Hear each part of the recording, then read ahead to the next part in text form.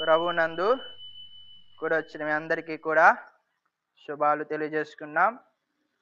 ఈ దినం దేవుని సన్నిధికి వచ్చినటువంటి వారమైన మనం దేవుణ్ణి ఆరాధించడానికి ముందుగా కొద్ది నిమిషాలు దేవుని మాటలు మనము ధ్యానించుకొని దేవుని మనము ఆత్మతో సత్యముతో ఆరాధించుకుందాం. బైబిల్ గ్రంథం తెరిచి దేవుని వాక్యం చూద్దాం. యోహాను సువార్త యోహాను సువార్త యోహాను సువార్త 16వ అధ్యాయం 33వ వచనాన్ని అందరము కలిసి చదువుదాం. యోహాను సువార్త 16వ అధ్యాయం 33వ వచనాన్ని చదువుదాం. నాయందు మీకు సమాధానము కలుగునట్లు ఈ మాటలు మీతో చెప్పుచున్నాను. లోకములో మీకు శ్రమలు కలుగును, నేను లోకమును మరలా చదువుదాం. నాయందు మీకు సమాధానం కలుగునట్లు ఈ మాటలు మీతో చెప్పుచున్నాను. లోకములో మీకు శ్రమలు కలుగును, అయినను ధైర్యము తెచ్చుకోండి, నేను లోకమును జయించున్నాను. దేవుడి మాటలు మన వెనుకల్లో దీవించును గాక. మన ప్రభువు మన యొక్క హృదయాన్ని, ఈ లోకములో మనము అనేక పర్యాయములు మనం ఎంతో బలహీనులము అయిపోతున్న వారంగా అనేక పర్యాయములు మనము బలహీనం అయిపోతూ ఉంటాం. ఆ బలహీనతలు కలుగుతున్నప్పుడు మనం ఏమైపోతామంటే దేవుని మీద మనము విసుగు అనే వారంగా ప్రభువుని మనము అనేక పర్యాయం మనం ఏమంటామంటే ప్రభు మమ్మల్ని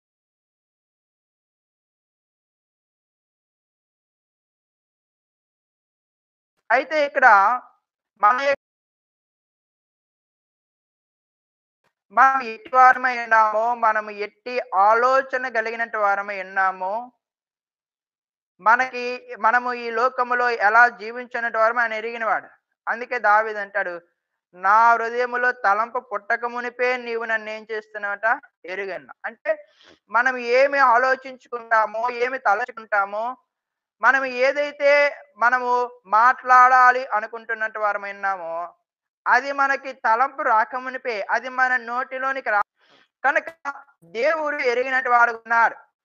ఆయన అందరి ఉదయం ఏం చేస్తున్నాడంట ఎరిగిన వాడు, అందరినీ చూస్తున్న దేవుడు. కనుక ఆయన ఈ లోకములో ఆయన నమ్ముకున్న ప్రజలైన వారు ఆయనని ఏ విధానములో చూస్తారు అనేది ఆయన చూస్తున్నట్టు వాడుగా ఉన్నాడు.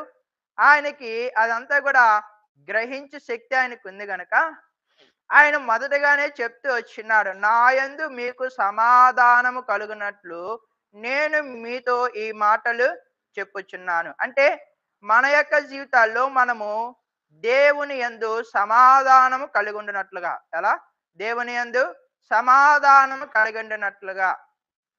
ఏదైనా ఒకవేళ మనం ఎవరికైనా ఏదైనా ఒక విషయం గురించి చెప్పామనుకోనండి, ఇదిగో పలానా దగ్గరికి వెళ్ళు, ఏదైనా ఒక బాధ లేకపోతే ఏదైనా మనకి ఏదైనా ఒక వారు ఏదైనా వారు ఆలోచిస్తున్నటువంటి విషయం మనకు తెలిసినప్పుడు, ఇదిగో పలానా దగ్గరికి వెళ్ళు, అక్కడికి వెళితే నీవు బాగుపడతావు, లేకపోతే నీకున్న సమస్య తీరుతుంది అని మనం చెప్పినప్పుడు ఒకవేళ ఆ వ్యక్తి మనము చెప్పినట్టు కాకుండా వేరొక దగ్గరికి వెళ్ళి ఆ పనులు చేస్తూ తను నష్టపోయినప్పుడు మరలా తను మన దగ్గరికి వచ్చి ఎటువంటి మనల్ని ఎదిరించడానికి కానీ ప్రశ్నించడానికి కానీ ఎటువంటి అవకాశం కూడా ఉండదు. ఎందుకనంట మొదటగా నేను చెప్తున్నాడు ఆయన, మన దగ్గరికి వెళ్ళు, అక్కడికి వెళ్ళి నీవు బాగుపడు అని చెప్పినప్పుడు అది విన్నామనుకో, అప్పుడు మనము ప్రశ్నించే అవకాశం మనకి ఉంటుంది. ఇదిగో నువ్వు చెప్పినట్టు వెళ్ళాను, నాకెందుకు జరగలేదు అని అడగడానికి ఒక అవకాశం ఉంటుంది. ప్రభువు కూడా నాయందు మీకు సమాధానము కలుగునట్లు, అంటే మీరు నన్ను ప్రశ్నించుటకైనను, మీరు నన్ను ఎదిరించుటకైనను, లేకపోతే మీరు నా యొద్దకు వచ్చి ప్రభువా ఎందుకు నాకు ఇలా జరిగింది అని అడుగుటకైనను మీకు ఎటువంటి అవకాశాన్ని కూడా నేను ఇవ్వను. అందుకే నాయందు మీకు సమాధానం కలుగునట్లు, అంటే మీరు ఎప్పుడైనా సరే నేను చెప్పిన ఈ మాటలు మీరు విన్నప్పుడు నన్ను ప్రశ్నించడానికి కానీ, నన్ను అడగడానికి కానీ, నన్ను ఎదిరించడానికి కానీ మీకు ఎటువంటి అవకాశం అనేది కలగదు. ఎందుకనంటే నేను మీకు ముందుగానే సమస్తమును ఏం చేస్తున్నాను తెలియజెప్పి ఉన్నాను. మీకు ముందుగానే అన్నింటిని నేను వివరిస్తొచ్చిన్నాను. మీకు ముందుగానే లోకములో మీకేమి కలుగుతాది, లోకములో మీరు ఎట్టివారై ఉన్నారు, లోకములో మీరు ఎలా జీవించున్నటి వారున్నారు, అన్నింటిని కూడా నీకు ముందుగానే నేను విశదపరుస్తొచ్చిన్నాను గనుక, నీవు నా దగ్గరికొచ్చి ప్రభువా నిన్ను నమ్ముకున్నాను కదా, నేను అంగీకరించున్నాను కదా, నిన్ను నేను సొంత రక్షణగా ఎన్నుకుంటొచ్చిన్నాను కదా, లోకములో నుండి నేనొచ్చి నీ సన్నిధిలో నేను జీవిస్తున్నట్టు వాడిగా ఉన్నాను కదా, మరి నాకెందుకు ఈ పరిస్థితులొచ్చున్నాయి, నాకెందుకు ఈ బాధలు, నాకెందుకు ఈ శ్రమలు, నాకెందుకు ఈ కష్టాలు అని మనము అడుగుటకు ఎట్టి అవకాశాన్ని ప్రభు మనకివ్వకుండా, ప్రభు ముందుగానే మనకేం చేసినాడు ఆయన, నా యందు మీకు సమాధానము కలుగునట్లు నేను మీకు ఈ మాటలు చెప్పుచున్నాను. అంటే మీరు ఎప్పుడైనా సరే నిజమే కదా, ప్రభు మనతో చెప్పిన్నాడు కదా, కనుక ఇప్పుడు మనం ఆయన దగ్గరికెళ్ళి అడిగి ప్రయోజనం ఏంటి? ఆయన మనకు ముందుగానే చెప్పినారు కదా, మనకి లోకంలో ఏముంటాదో, ఏమి కలుగుతాయో అని చెప్పినారుగా. లోకంలో మీకు శ్రమలు కలుగును అని చెప్పినాడు కదా. మరి ఇప్పుడు మనం వెళ్ళి మరలా ప్రభా నాకెందుకు ఈ శ్రమ, నాకెందుకు ఈ బాధ, నాకెందుకు ఈ కష్టాలు అని అడగడానికి ఎటువంటి అవకాశాన్ని కూడా దేవుడు మనకి ఇచ్చేవాడుగా లేడు. అందుకే ఆయన ముందుగా అన్నాడు, నా యందు మీకు సమాధానము. అంటే ఎప్పుడు మనము సమాధానము గలవారమై ఉండాలని ప్రభువుతో ఆయన ముందుగానే ఏం చేసినాడు, మనకి మాటలు చెప్తున్నాడు.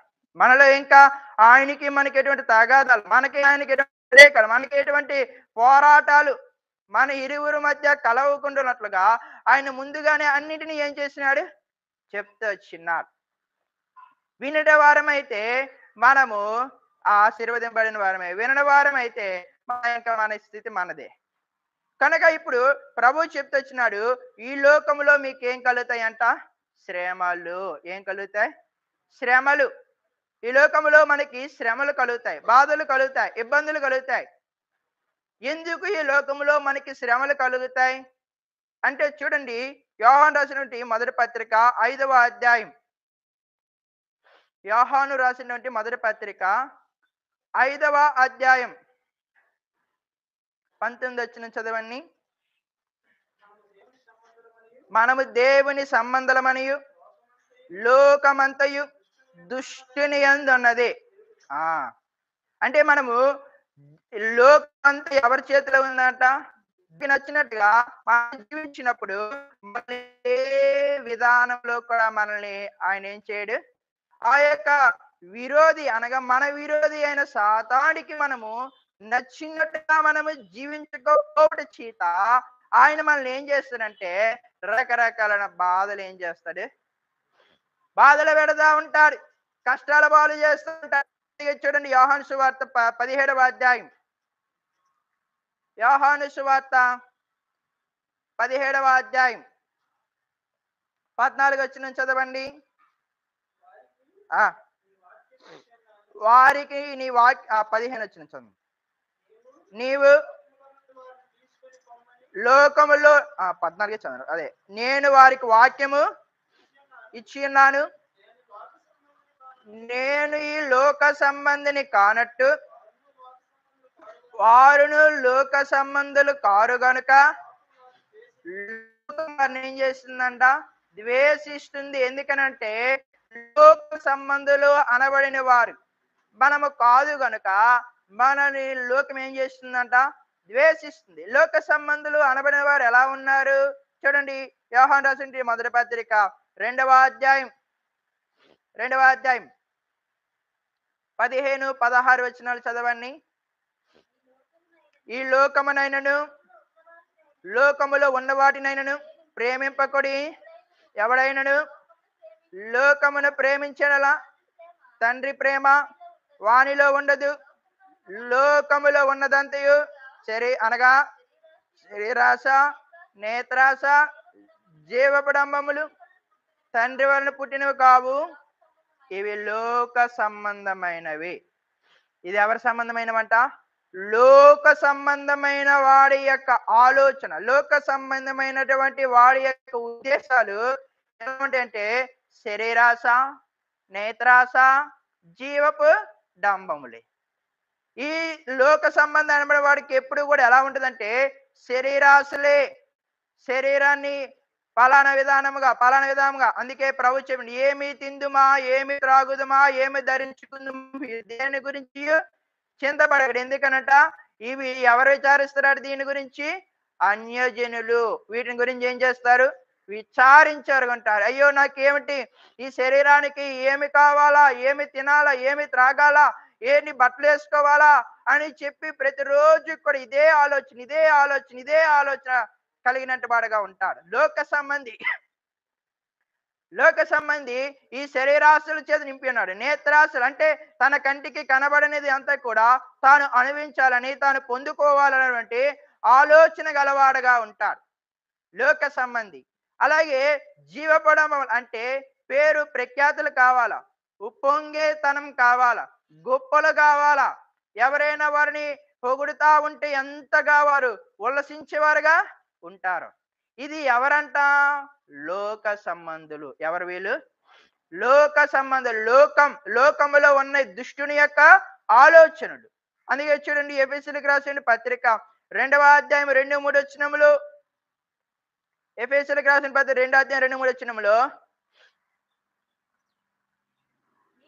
మీరు వాటిని చేయించు వాయుమండల సంబంధి అయిన అధిపతి యొక్క అనగా అవిధేయులైన వారికి ప్రేరేపించు శక్తిని అధిపతిని అనుసరించి ఆ ప్రపంచ ధర్మము చెప్పున మునుపు నడుచుకుంటురి.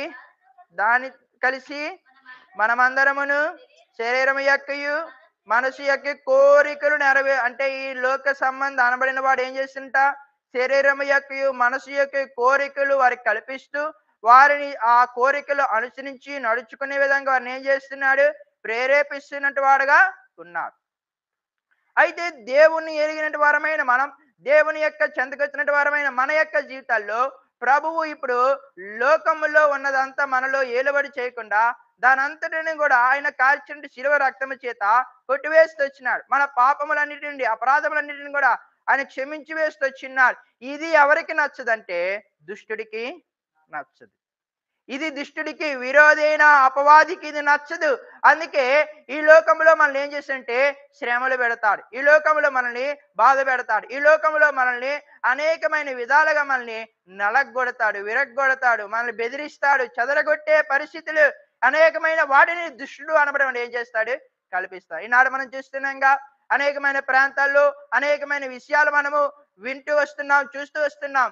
ఎంతో మంది దేవుని ఎరగని వారు, దేవుని ఎరిగినట్టు వారైన వారిని హింసిస్తూ ఆ మధ్యకాలంలో ఆ యొక్క మణిపూర్ ఆ ప్రాంతంలో కొంతమంది దేవుని ప్రజలైన వారిని ఏం చేస్తున్నారు? ఎంతో భయంకరమైనటువంటి పరిస్థితులు, వారిని ఎంతగానో చెరుపుతూ పాడు చేస్తూ వారిని ఇంకా వారి యొక్క ఆ దైవ నామమును పలకకపోతే వారిని అనేకమైన విధాలుగా చిత్రహింసలు కలిగిస్తున్నట్టు వారుగా ఉన్నారు.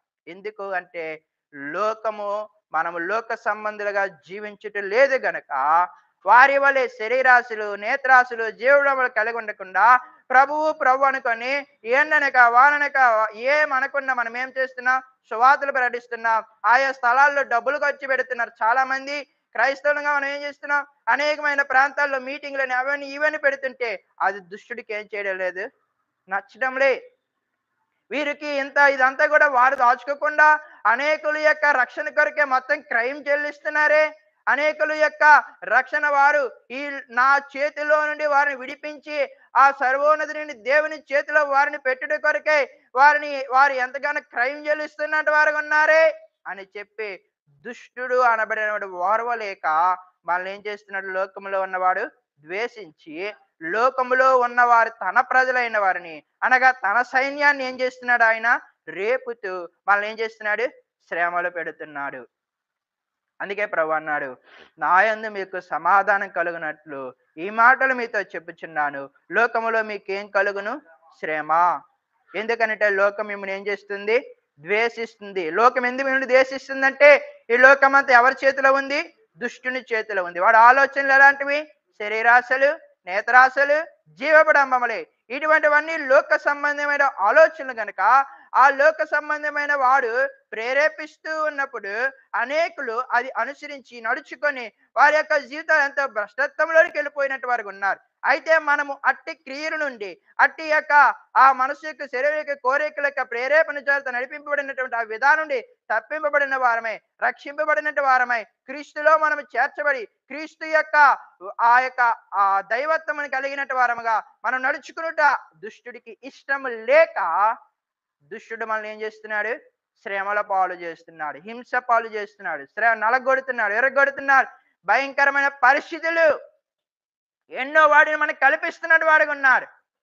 అయితే ప్రభు అంటున్నాడు, అయినను మీరేం తెచ్చుకోవాలంట? ధైర్యం తెచ్చుకునండి. అయినను మీరేం తెచ్చుకోవాలా?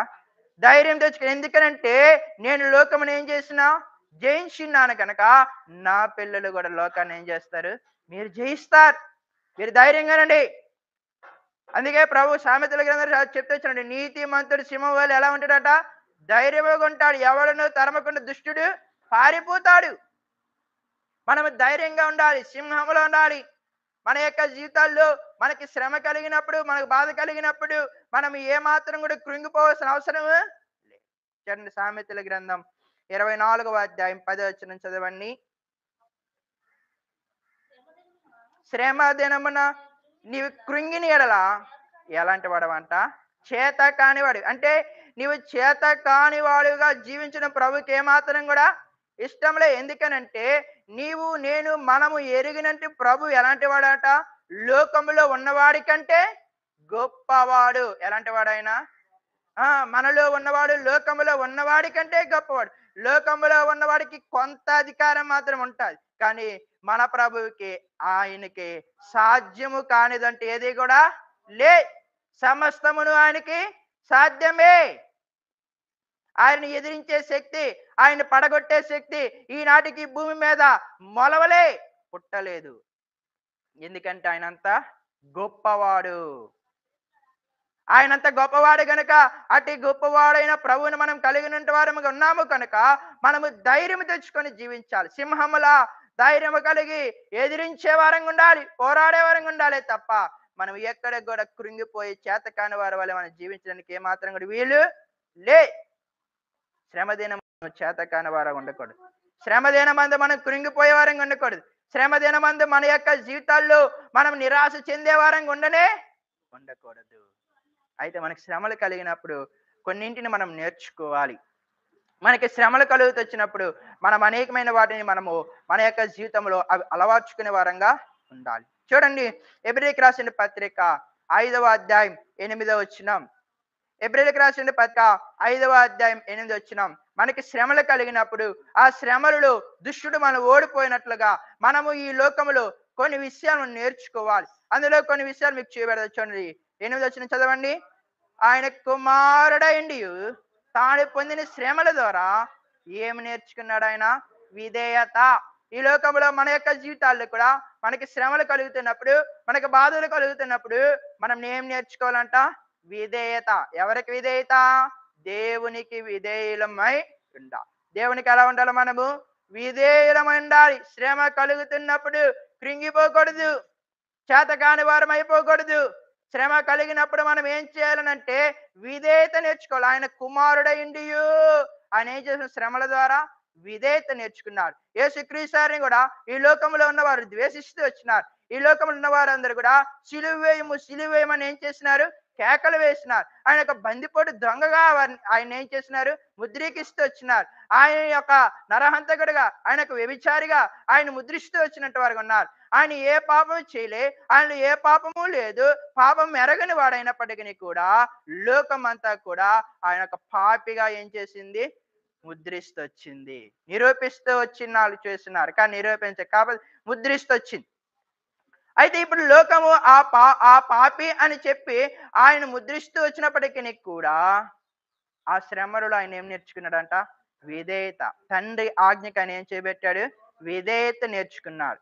ఆయన తండ్రిని ఎంత నలగొట్టుతుంటే ఆ నలగొట్టుతున్న దానికి ఆయన ఏం చేయబెడుతున్నాడు? విధేయత. ఒక్క మాట కూడా ఆయన ఏం చేయలేదు, ఎదురు చెప్పలే. ఒక్క మాట కూడా ఎదురు చెప్పలే. ఆయనతో పాటు ఉన్న శిష్యుడైన పేతురు గారు ఆ యొక్క మల్కు అనబడిన ఆ యొక్క సైనికుడి యొక్క చెవిని ఏం చేసినాడు? తెగ నరిగినాడు. ఎందుకనంట? ఏంటి నా ప్రభువు నీవు సిలువ వేయడానికి తీసుకెళ్తావా? నా ప్రభువుని బందిపోటు దొంగలాగా మారుస్తారా? నా ప్రభువుని మీరు మరణానికి అప్పగించాలని చూస్తారా? కానీ ఒక్క మాట కూడా ప్రభు అన్నాడు, పేరుతో నీ కత్తిని వరలో ఉంచుకో. నువ్వు దేన్ని తీసావో దాని వల్ల ఇదైపోతావు. కనుక నీవు ఆ కత్తి నువ్వేం చేసుకుని వరలు నాకేమైనా సాధ్యం కాదనుకుంటున్నావా? నేను సెలవిస్తే నా తండ్రి నన్ను రక్షించుట కొరకే 12 వ్యూహ సైన్యాలు పంపించనుకుంటున్నావా? పంపిస్తాడు. కాకపోతే ఇది తండ్రి చిత్తం. నన్ను నలగొట్టుటకు ఆయనకేమైందంట? ఇష్టమాయను. కనుక ఆయన నన్ను నలగొట్టుట కొరకే ఇష్టమాయను గనుక మనం ఏం చేయాలా? అది నలగొట్టించడానికి మనం ఏం చేసుకోవాలి? విధేయత నేర్చుకోవాలి. అపోస్తలుడైన పౌలు అంటాడు చూడండి, కొరింథీయులకు రాసిన 2వ పత్రిక 12వ అధ్యాయం 8, 9 చదవండి. నా యొద్ద నుండి తొలగిపోవాలనని దాని విషయమై ముమ్మారును ప్రభుని వేడుకుంటుని, అందుకు నా కృప నీకు చాలును, బలహీనతలు యందు నా శక్తి పరిపూర్ణమగును. అంటే అపోస్తలుడైన పౌలు ఏమైనాడు? 7వ వచనం చదివితే, నాకు కలిగిన ప్రత్యక్షతను బట్టి బహు విశేషముగా ఉన్నందున నేను అత్యధికముగా హెచ్చిపోకుండా నిమిత్తము నాకు శరీరమందు ఒక ముళ్ళు హెచ్చిపోకుండానట్లు నలగొట్టుటకు సాతానుని దూతగా ఏం చేసినాడంట? ఆయన సాతానుని దూతగా ఉంచాలని చేస్తూ వచ్చినాడు. అయితే మన యొక్క జీవితంలో అంత భయంకరమైనటువంటి పరిస్థితి అపోస్తలుడైన పౌలు గారికి వచ్చినప్పుడు, అపోస్తలుడైన పౌలు గారు దేవుని దగ్గర అయ్యా ఈ శ్రమ నన్ను విడిపించవా అని అంటే, నా కృప నీకు చాలును అని అంటే, ప్రభువు మాటకు ఆయన ఏం చూపెట్టాడు? విధేయత చూపెట్టాడు. విధేయత చూపెట్టి ఆనాటి నుండి కూడా ఆ బలహీనతను బట్టి ఏ రోజు కూడా ఆయన ఏం చేయలేదు? కృంగిపోలే. ఏ రోజు కూడా ఆ బలహీనత కలిగినప్పుడు ఆ బలహీనతను బట్టి ఆయన ఏమాత్రం సోలిపోకుండా ప్రభువు గారికి ఎలా జీవించినాడు? ఆయన ధైర్యముగా. ఆయన అందుకన్నాడు, ఈ లోకములో కలిగిన ఈ శ్రమలు నాకు ఎలాంటి వాట? ఎన్న తగినవి కావు. కనుక నాకు ఇవి ఏమి ఎన్నదైన అసలు ఇవి ఏ శ్రమలే కాదు. ఆయన ఇంకా అంటాడు ఏం తెలుసా? క్రీస్తు పడిన పాటల్లో కొదువైన వాటిని నేను ఏం చేస్తున్నానంట? పడదు. ఆయన ఎంత పాటలు పడ్డాడు, ఎన్ని శ్రమలు. ఆ యొక్క కొరింథీయులకు రాసిన 2వ పత్రిక 11 అధ్యాయం 23 నుండి ఆ యొక్క 28 వచ్చిన వరకు చూస్తే ఎన్ని శ్రమలు కదా, ఎన్ని బాధలు కదా. సుమారుగా ఒక 27, 28 శ్రమలు అక్కడ వివరిస్తూ వచ్చినాడు. అన్ని శ్రమలు పడితే ఇంకా ఆయన ఏమన్నాడు? ఇవి క్రీస్తు పడిన పాటల్లో కొదువైనవంట. ఇవి క్రీస్తు పడిన పాటలు కాదు, అందులో కొదువైన చిన్న చిన్న ఉంటాయి చూడు, చిన్నగా. అవి నేనేం చేస్తున్నానంట? భరిస్తున్నానే తప్ప ఇవి క్రీస్తు పడిన పాటలతో సరైనవి కావు. ఆయన మా కొరకై, మన కొరకై ఆయన పడిన పాటలు మనకి కలిగిన శ్రమ ఏమాత్రం కూడా ఎన్న తగినవి కావు. అయితే మనం ఏం చేసుకోవాలా? ఈ శ్రమలు కలిగినప్పుడు మనం ఏం నేర్చుకోవాలంటే విధేయత నేర్చుకోవాలి. ప్రభువు మనల్ని శ్రమకి అప్పగిస్తుంది. ఈ లోకంలో ఉన్నవాడు మన శ్రమల పాలు చేసినప్పటికీ కూడా ఇంకా మనం ప్రభువుకు ఏ రీతిగా విధేయులమై ఉండాలి, ఏ రీతిగా మనం విధేయత కలిగి జీవించాలి అనే దాన్ని మనం ఏం చేయాలా? నేర్చుకుంటా రావాలి. ఇంకా ఒకవేళ ప్రభువా నేను ఎక్కడైనా తప్పిపోతున్నానేమో, ఈ శ్రమ కలిగినప్పుడు ఒకవేళ నిన్ను దూషిస్తున్నానేమో, ఈ శ్రమ కలిగినప్పుడు ఒకవేళ నేను నిన్ను ఒకవేళ అదేనా అనరాని మాటలు పలుకుతున్నానేమో, అయ్యా నన్ను క్షమించని మనల్ని మనం ఏం చేసుకోవాలి? ప్రభు కొరకే విధేయత కలిగిన వారంగా సిద్ధపరచుకోవాలి. మనం నలగొట్టుకోవాలి. మనం ఏం చేసుకుని విరగొట్టుకోవాలి. ప్రభువా ఇదిగో ఒకవేళ నేను తప్పిపోతున్నానేమో, అయ్యా ఈ శ్రమలు కలిగినప్పుడు ఒకవేళ నేను ఎక్కడైనా నిన్ను దూషించినా, ఒకవేళ నీకు హానికరంగా జీవిస్తే నన్ను క్షమించు అని మన యొక్క జీవితాల్లో ప్రభు యందు విధేయత మనం ఏం చేసుకోవాలా? నేర్చుకోవాలి. శ్రమలో కృంగిపోకూడదు, శ్రమ కలిగిందని భయపడకూడదు. శ్రమ కలిగినప్పుడు మనం ధైర్యముగా ఉండి మనం విధేయతను ఏం చేసుకోవాలా? నేర్చుకోవాలి. ప్రభా ఇంకా ఎక్కడైనా ఒకవేళ తప్పిపోతున్నానా ప్రభా? అందుకే దావీదు అంటాడు, దేవా నా యందు నీకు ఆయాసకరమైనది ఏదైనా ఉందేమో చూడయ్యా. అయ్యా నన్ను నీవు పరిశీలించు, అయ్యా నీవు నన్ను పరిశీలించు, పరీక్షించు, పరిశోధించు. వెండిని నిర్మలము చేయ రీతిగా నన్ను నీవేం చేయాలా? నిర్మలము చేయి, నన్ను శుద్ధి చేయి. నన్ను నీవు ఇంకా నీ వాక్యము చేత నన్ను నీవేం చేయాలా? శుద్ధి చేయి ప్రభా. ఎందుకనంటే ఒకవేళ నేను ఎక్కడైనా తప్పిపోతున్నానేమో, ఒకవేళ నేను ఎక్కడైనా నీకు ఆయాస్కరమైన జీవితం కలిగి జీవించినటువంటి వాడిగా ఉన్నానేమో, శ్రమ కలగగానే సాధారణంగా మానవుడికి ఏదైనా బాధ వచ్చిందంటే వెంటనే మనం ఏదో ఒక విధానంలో మనం బలహీనం అయిపోతాం. ప్రభు అన్నాడుగా, మనం ఎలాంటి వారమంట? బలహీనులమే. ఎలాంటి వారం మనము? బలహీనులమే. బలహీనులమైనటువంటి వారమైన మన యొక్క జీవితాల్లో ప్రభువు మనల్ని చూస్తున్నట్టు వాడుగా ఉన్నాడు గనక, ఈ బలహీనతలు యందు మనం కృంగిపోకుండులాగున ప్రభు అంటున్నాడు, లోకములో మీకు శ్రమలు కలుగుతాయి, ఆయనను మీరు ధైర్యం తెచ్చుకొనుడి, లోకమును నేను జయించి ఉన్నా. కనుక మీరు లోకములో మీకు శ్రమలు కలుగుతున్నప్పుడు కృంగిపోవద్దు. కృంగిపోయావా? నిరాశ చెందావా? సోలిపోయావా? నీవు చేతకాని వాడివే. నువ్వు చేతకాని వాడుగా ఉండడం నాకు ఇష్టం. ఎందుకో తెలుసా? మనలో ఉన్నవాడు లోకములో ఉన్నవాడి కంటే గొప్పవాడు. అట్టి గొప్పవాడైన ప్రభువుని మనం కలిగి ఉన్నట్టు వారంగా ఉన్నాం గనక, ఆ ప్రభువులో మనం ఏం నేర్చుకోవాలా? విధేయత. ప్రభువా, ఒకవేళ ఎక్కడైనా నేను తప్పిపోతున్నాను, ఎక్కడైనా పడిపోతున్నాను, ఎక్కడైనా ఒకవేళ నా యొక్క జీవితంలో నేను నీ శ్రమల ద్వారా నీకు ఒకవేళ ఆయాసకరమైన స్థితిలోనికి వచ్చినానేమో, నన్ను క్షమించు, నన్ను క్షమించు అని మనల్ని మనం ఏం చేసుకోవాలి? ప్రభువులు విధేయత నేర్చుకోవాలి. లోకంలో ఉన్నవాడు మనల్ని ఎంతైనా శ్రమ పెట్టచ్చు, ఎంతైనా బాధ పెట్టచ్చు. మన గురి అంతా ఎలా ఉండాలంటే ప్రభువులో నేను ఉండాలి. ఒకవేళ ఈ శ్రమ కలిగి నేను ఒకవేళ దేవుని దూషించి దేవునికి నేను దూరం అయిపోతే ఇంతకన్నా భయంకరమైన అగ్ని ఉంది. అందుకే అన్నాడు ప్రభు, ఏమన్నాడు? ఆత్మను చంపనేరక శరీరమును చంపు వారికి మీరు ఏం చేయకూడదు? భయపడద్దు. ఆత్మను శరీరమును తీసుకెళ్లి నరకములో పడవేయవనికి ఏం చేయాలా? బిక్కిలే భయపడండి. ఎందుకనంటే ఈ లోకములో కేవలము మీకు శరీరాన్ని మాత్రమే వాడు గాయపరచగలడు, కానీ ఆత్మను వాడు చంపలేడు, ఆత్మను వాడు ముట్టలేడు.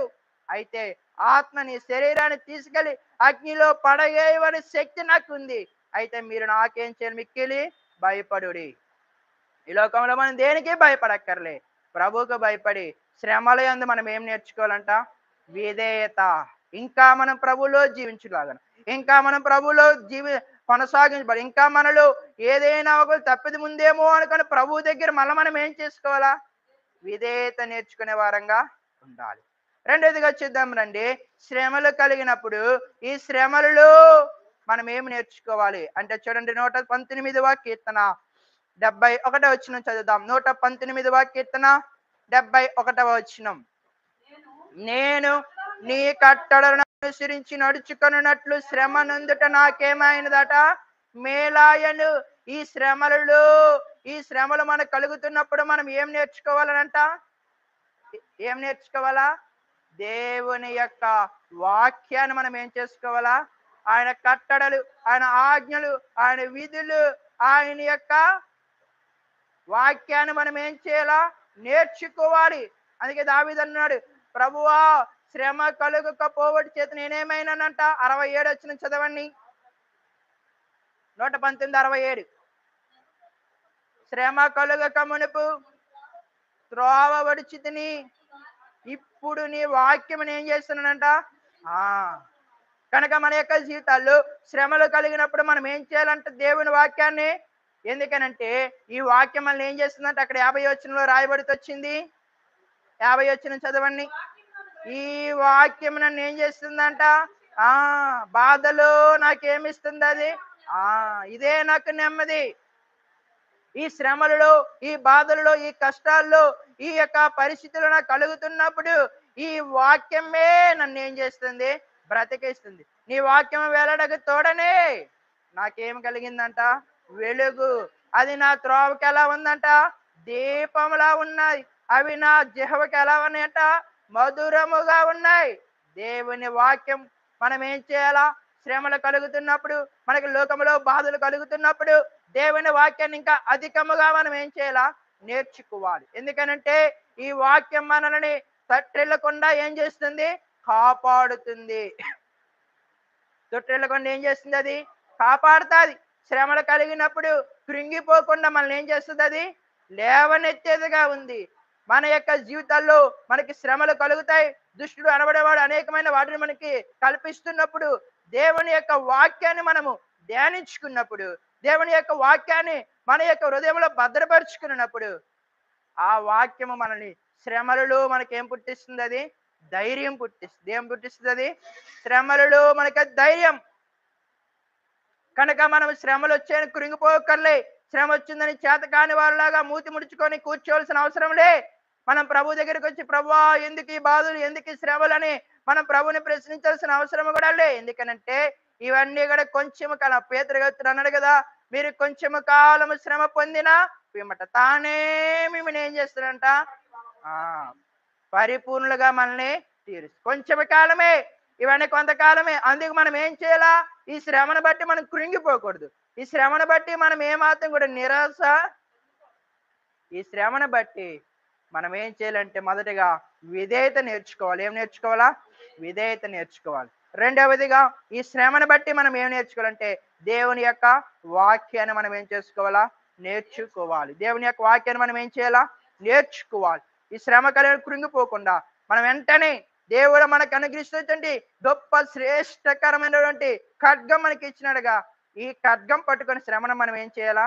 జయించాలి. ఇది రుడ్డచ్చుల వాడగలిగిన ఖడ్గం. ఇది ఏం చేస్తుందంట? మన హృదయ అంతరములకు దూరి ఆ కీలుగులు మూడుని ఏం చేస్తుంది? అది విభజించింది. అటువంటి శక్తి కలిగిన వాడగలిగిన ఖడ్గం మనకి ఇచ్చిండు గనుక ఈ ఖడ్గాన్ని చేతపట్టుకొని మనం ఏం చేయాలంట? శ్రమను మనం ఏం చేయాలా? జయించాలి. ఈ వాక్యాన్ని మనం చేతపట్టుకొని జయించాలా?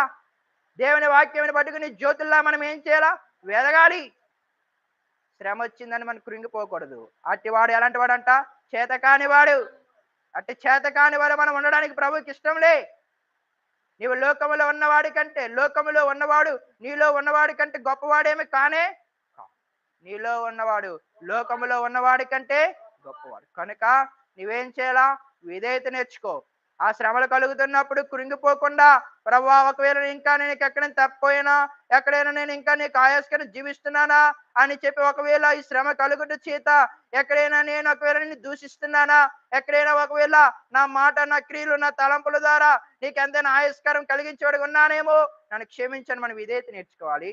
రెండవదిగా ఈ శ్రమ కలిగినప్పుడు మనం దేవుని యొక్క వాక్యాన్ని ఇంకా అధికంగా ఏం చేయాలా? ధ్యానించాలి, నేర్చుకోవాలి. ఎందుకంటే ఆ వాక్యం మన బాధలలో, శ్రమల్లో మనకి ఏమిస్తుంది? అది నెమ్మది తొట్టెలు పోకుండా కాపాడుతుంది. అది దేవుని వాక్యం మనం బ్రతికించేదిగా, జ్ఞానమునిచ్చేదంగా, అవివేకమును తెలివిని ఇచ్చే విధముగా ఉన్నది. కనుక ఇట్టి జ్ఞానము గలవారమై మనం ఏం చేయాలా? ఇట్టి వాక్యాన్ని మనం ఏం చేయాలా? ధ్యానించే వారంగా ఉండాలి. దేవుని వాక్యాన్ని మనం ఏం చేయాలా? ధ్యానించే వారంగా ఉండాలి. మూడవదిగా చేద్దాం రండి. శ్రమలు కలిగినప్పుడు మనం ఏం చేయాలంట? చదువుదాం రండి. ప్రకటన గ్రంథం 2వ అధ్యాయం 10వ వచనం.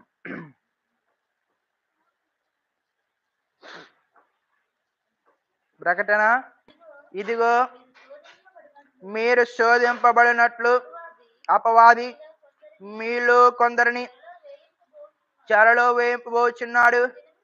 10 దినములు శ్రమ కలుగును. మరణము వరకు ఎలా ఉండాలంట?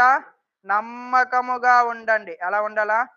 శ్రమలు కలుగుతున్నాయని చెప్పి మనం కృంగిపోయి త్రోవ తప్పిపోయే వారంగా ఉండనే. ఎలా ఉండాలంట? నమ్మకముగా ఉండాలి. ప్రభు గారికి ఎలా ఉండాలి? మనము నమ్మకముగా మనం ఏం చేయాలా? జీవించాలి. శ్రమలు ఎన్నో కలగచ్చు, బాధలు ఎన్నో కలగచ్చు. అయినప్పటికీ కూడా మన ప్రభు గారికి ఏం చేయాలా? నమ్మకంగా ఉండాలి. ప్రభువు నన్ను ఈ లోకంలో ఏం చేసినాడు? ఏర్పరచుకున్నాడు. ప్రభువు నన్ను కోరుకున్నాడు. ప్రభువు నన్ను లోకములో భ్రష్టుడనే జీవిస్తున్న నన్ను తప్పించి రక్షించి తన శిలువ రక్తము చేత నా పాపములు కడిగి ఆయన కుమారుడుగా నన్ను స్వీకరించి ఆయన సన్నిధిలో నేను జీవించులాగున ఆత్మ మందిరముగా నన్ను కడుతూ వచ్చినట్టు వాడు ఆయన. కనుక ఆయన నన్ను కోరుకున్నాడు, ఆయన నన్ను ఎన్నుకున్నాడు, ఆయన నన్ను స్వీకరిస్తూ వచ్చినాడు. కనుక నేను ఆయన కొరకు ఎలా ఉంటాను? నమ్మకముగా. శ్రమ కలిగిందని చెప్పి అపనమ్మకస్తులు అయిపోకూడదు. అపనమ్మకస్తులం అయిపోకూడదు. ఎందుకంటే శ్రమలు కలిగినప్పుడు చాలా మంది ఏం చేస్తారంటే అపనమ్మకస్తులు, అంటే దేవునికి ద్రోహము చేసేవారు.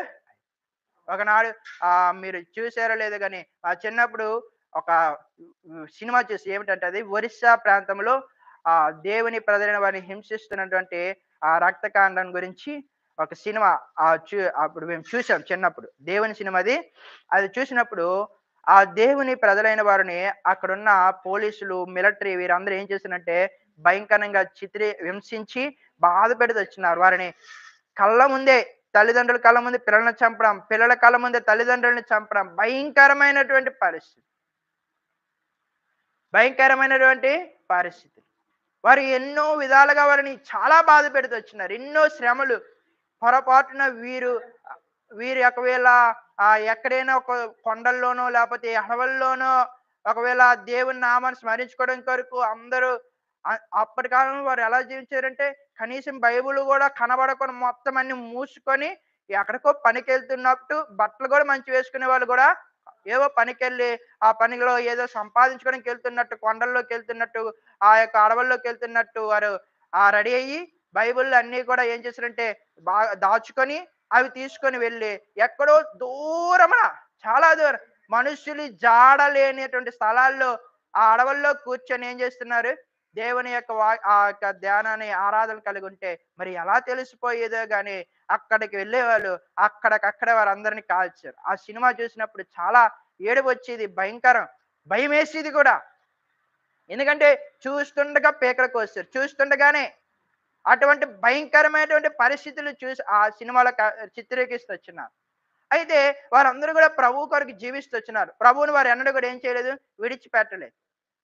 చెరసాలలో వేయిస్తే ఒక వ్యక్తి దేవుని సేవకుడు ఆ యొక్క బైబిల్‌ని ఏం చేసాడంటే ఒక మూటలో పెట్టుకొని బైబిల్ అని తెలియకుండా ఏదో విధంగా కవర్ చేసి ఆ బైబిల్‌ని తీసుకెళ్ళి ఆ చెరసాలలో ఉన్న క్రైస్తవులకిచ్చి అలా దేవుని యొక్క వాక్యాన్ని ఎలాగో ఒకలా ప్రకటిస్తొస్తే ఒకనాడు ఆ వ్యక్తి కూడా పట్టబడ్డాడు. అగ్ని చేత ఏం చేశారంటే కిరోసిన్‌లు పోసి అందరూ చూస్తుండగా కాల్చివేశారు. అలాంటి భయంకరమైన పరిస్థితులు.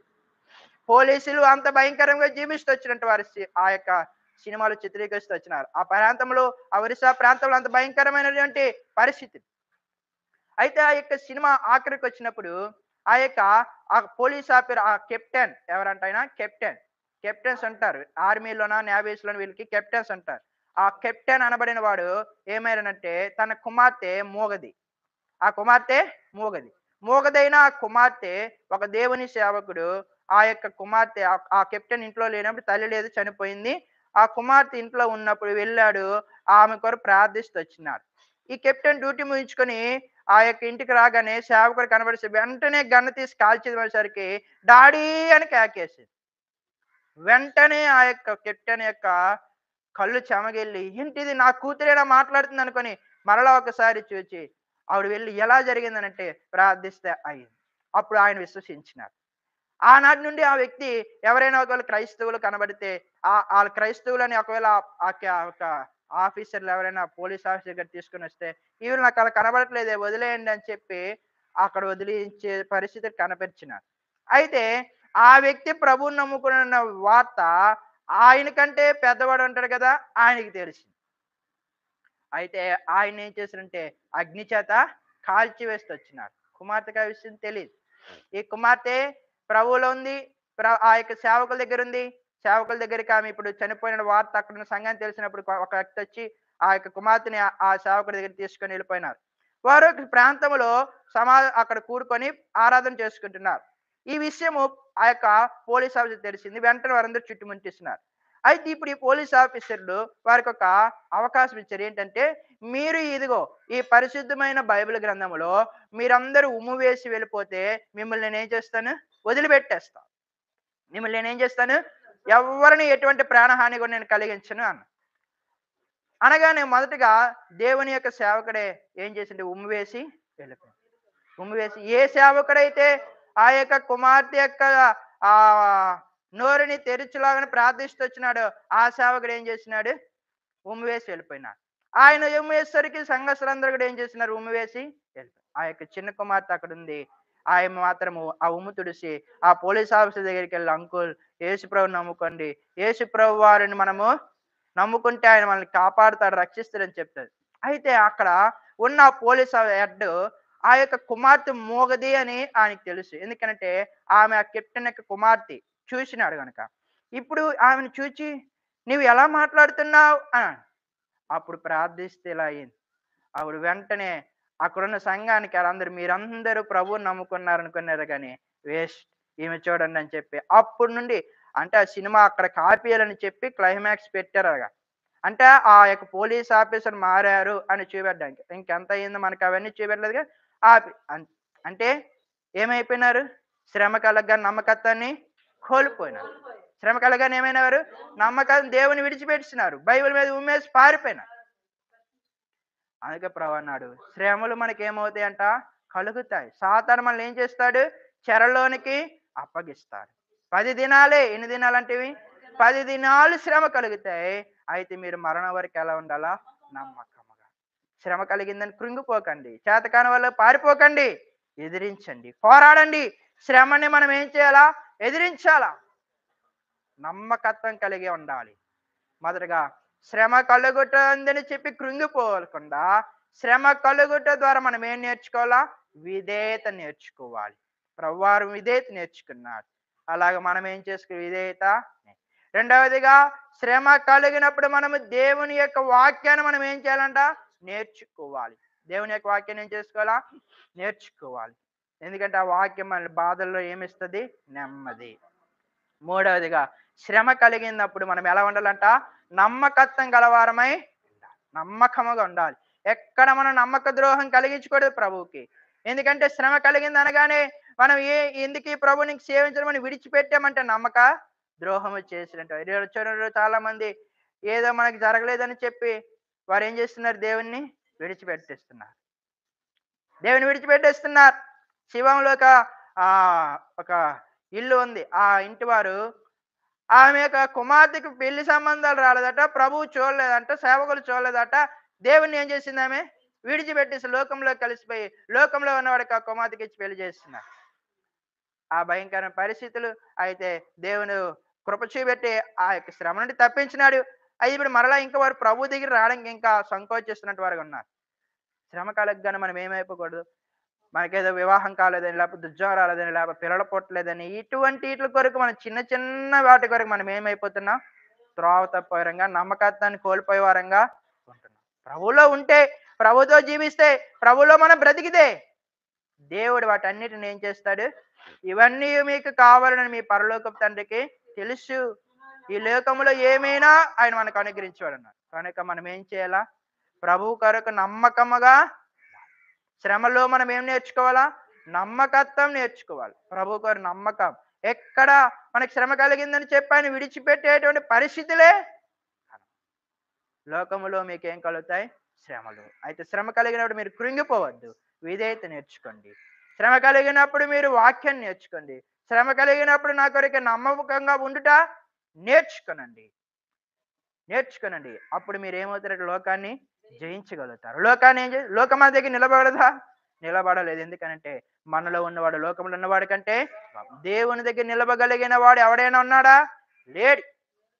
కనుక మన యొక్క జీవితాల్లో మన ప్రభువు మనల్ని ప్రేమించి మన యొక్క జీవితాల్లో మనల్ని ధైర్యపరుస్తున్నట్టు వాడిగా ఉన్నాడు. ఎందుకంటే అనేక పర్యాయములు మన యొక్క ఆత్మీయ జీవితాల్లో ఇట్టి బలహీనత కలిగి, ఇట్టి నిరాశలు, కృంగుబాటు కలిగినట్టు వారముగా ఉన్నట్టు వారమై ఉన్నాం. అయితే ప్రభు అంటున్నాడు, మీకు శ్రమలు కలుగుతండి, కృంగిపోవద్దు, చేతకాని వారు అయిపోవద్దు. శ్రమ కలుగటం వల్ల మీరేం నేర్చుకోవాలా? విధేయత నేర్చుకోండి, వాక్యాన్ని నేర్చుకోండి, నమ్మకం నేర్చుకోండి. నేను మిమ్మల్ని ఏం చేస్తాను? దీవిస్తాను. జయించండి. వాటన్ని ఏం చేయాలా? జయించండి. మీకు ఏమిస్తాను? జీవ కిరీటాన్ని మీకు అనుగ్రహిస్తాను. కనుక నా యందు మీకు సమాధానం కలుగునట్లు ఈ మాటలు మీతో చెప్పుచున్నాను. లోకములో మీకు శ్రమలు కలుగును, అయినను మీరు ధైర్యం తెచ్చుకొనుడి.